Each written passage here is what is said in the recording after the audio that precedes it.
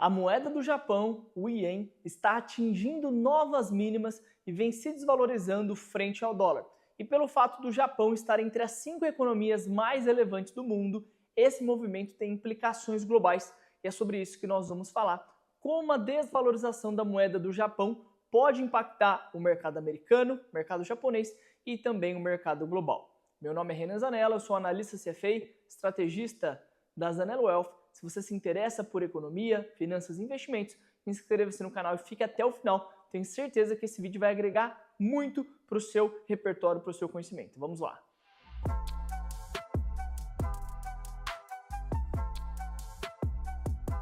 A economia japonesa é muito singular. Tanto é verdade que alguns economistas, quando eles vão falar das principais economias do mundo, eles dividem entre países desenvolvidos, países emergentes, a Argentina, que era um caos até então, e Japão, porque é quase como se fosse um bicho diferente, difícil de explicar e numa dinâmica completamente diferente de outros países. Agora, para a gente entender da economia do Japão hoje, a gente precisa voltar no passado e lembrar que o Japão viveu décadas de crescimento super robusto entre 1955 até 1990.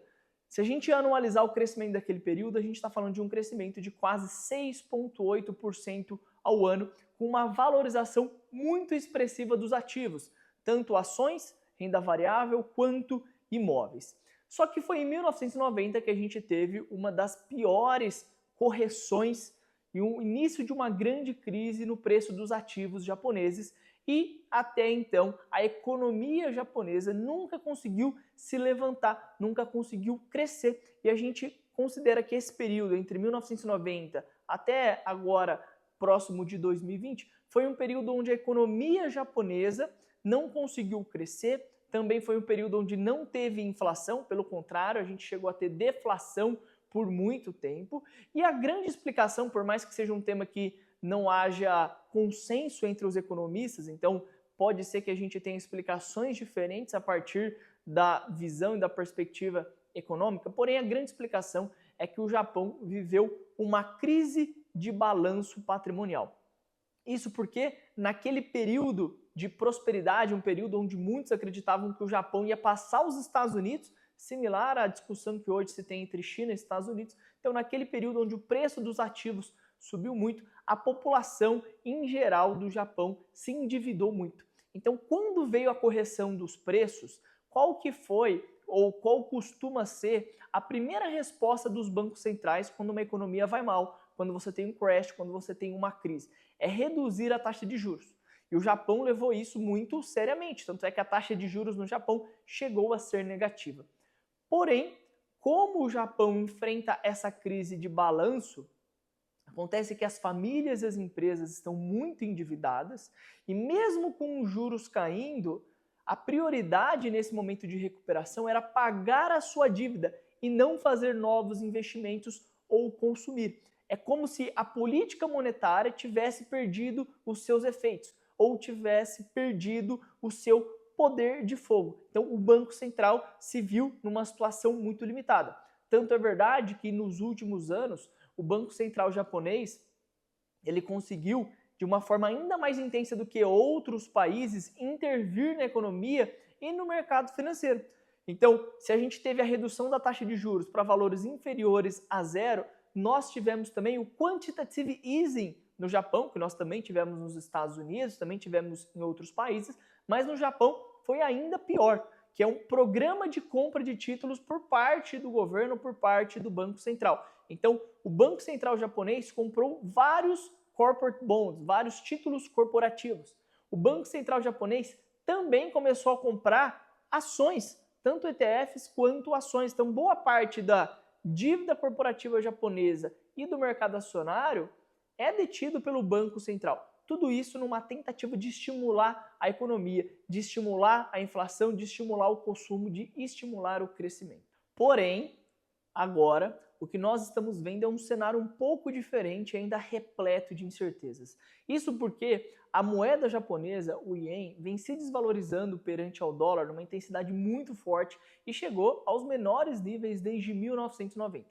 E a economia japonesa, lembrando que o Japão é um país relativamente pequeno, né? A gente precisa lembrar onde ele está localizado geograficamente.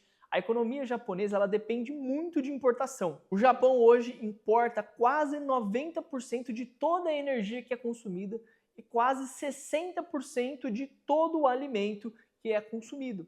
Então, quando você tem uma desvalorização da moeda, o que acaba acontecendo é que o Japão está importando inflação. Então, pela primeira vez em muitos anos, o Japão está vendo a sua inflação acelerar.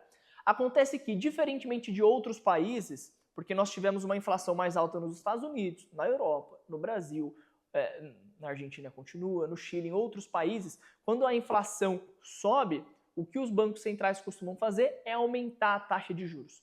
Só que o Japão ele não fez isso. E por que ele não fez isso? Porque a economia japonesa ela é elevadamente endividada. E se a gente pega hoje a razão entre dívida e PIB, o Japão é um país que destoa de todos os demais. Então, qualquer 1% de aumento na taxa de juros vai elevar e muito o fardo da dívida do governo. E também, como fazia anos e décadas que o Japão não vivia com inflação, o governo quis deixar, o Banco Central quis deixar com que a inflação realmente viesse. Agora, a dúvida é se essa inflação vai ser temporária ou se ela vai ser permanente.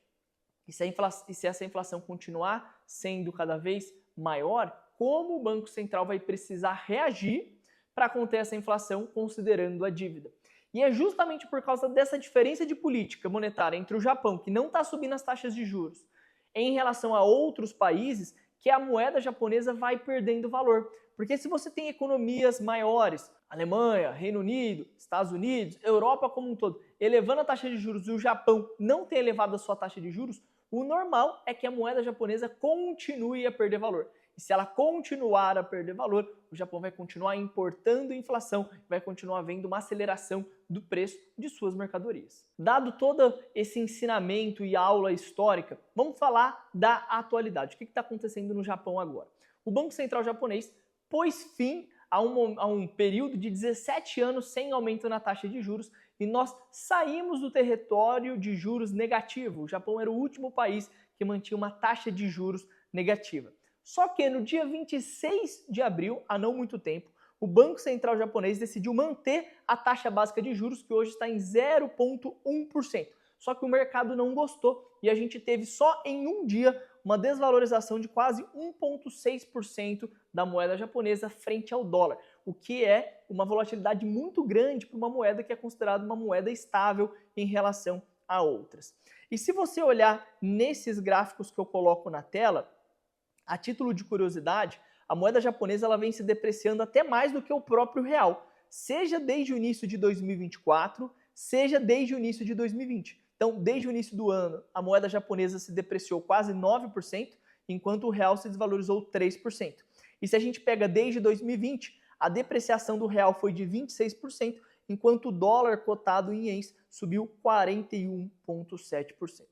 E a perda de valor do ien ela pode causar impactos no comércio internacional, nos fluxos de investimento e também nos mercados financeiros globais. Um dos impactos, como nós já falamos, é o surgimento da inflação, algo que os japoneses não estavam acostumados. Então, lá em 2022, no pico da inflação de alimentos, nós chegamos a ver uma inflação anual de 9% no Japão. Então, isso tem mudado a percepção do japonês em relação à sua economia.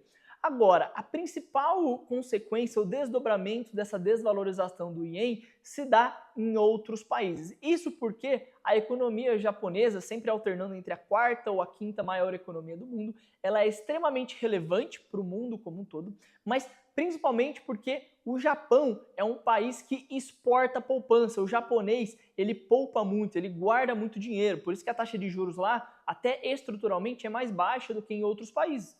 Por exemplo, o Brasil, a gente tem hoje um hábito de poupança muito pequeno. O brasileiro poupa pouco, então você tem menos dinheiro disponível, a taxa de juros é estruturalmente mais alta. E o Japão, por estar integrado com todo o resto do mundo, então principalmente o mercado financeiro japonês, ele é muito importante. O que acontece é que vários players do Japão, eles são detentores de títulos por exemplo, de títulos do Tesouro americano ou de outros títulos corporativos. Então, o que acontece no Japão, seja um aumento da taxa de juros ou uma queda da taxa de juros, vai respingar em outros ativos. A grande incerteza que paira agora é, será que o Banco Central japonês vai continuar com a sua política de yield curve control, onde ele controla a curva de juros, ou essa taxa de juros vai subir a ponto disso atrair mais capital de volta para o Japão? Porque como a taxa de juros lá foi zero ou negativa por muito tempo, você tem muita poupança japonesa aplicada nos Estados Unidos ou em outros países. Acontece que se nós tivermos uma alta da taxa de juros no Japão, esse recurso pode voltar, o que geraria pressão nos treasuries ou no dólar. Então perceba como a economia ela é toda conectada e como algo num canto do mundo pode impactar outras nações e outros mercados. A moeda japonesa também é importante porque ela está na essência do modelo do sistema de carry trade. O que é isso? Os investidores ao redor do mundo, eles tomam crédito, pegam dinheiro emprestado em países onde a taxa de juros é menor, então eles vão pegar em ien no Japão e vão investir esse dinheiro num país onde a taxa de juros é maior. Warren Buffett fez isso muito tempo, pegando dívida em ien e investindo em dólar. Então, esse gráfico da tela, ele compara a taxa de juros americana e a taxa de juros do Japão. Perceba a diferença. E aqui, por mais que a gente esteja olhando a taxa básica de juros, se a gente vai para esse segundo gráfico, onde ele compara a taxa de 10 anos do Japão contra a taxa de 10 anos dos Estados Unidos, é muito fácil ver como o diferencial de juros, ou seja, o que os Estados Unidos pagam menos, o Japão é completamente desfavorável ao ien. Então a gente pode ter mais desvalorização do ien.